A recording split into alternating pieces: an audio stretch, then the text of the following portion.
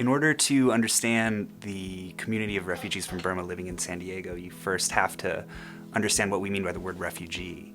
And a refugee is a person who's displaced by war or persecution and unable to return home for any of those reasons. Most typically, when you meet a resettled refugee in a third country like the United States or in a city like San Diego, you have to understand that this represents 1% of the refugees that are actually people who are displaced by conflict and living in refugee camps in conflict areas.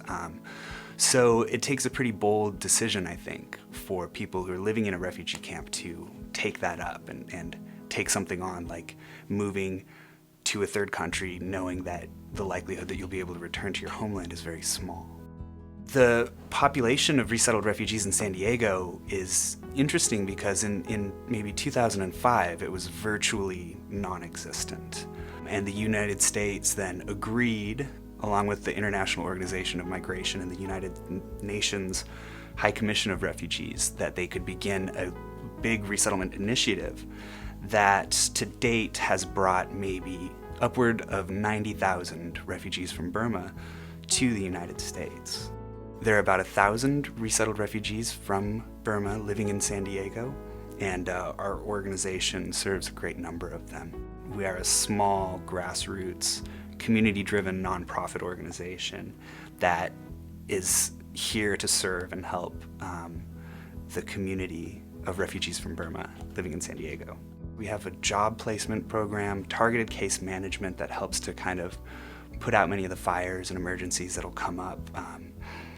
And we also run a youth program. And the purpose of this youth program is to connect resettled refugees from Burma who arrive in San Diego to their community through opportunities for service, and also to allow them access to resources that will enhance their personal, professional, and academic lives.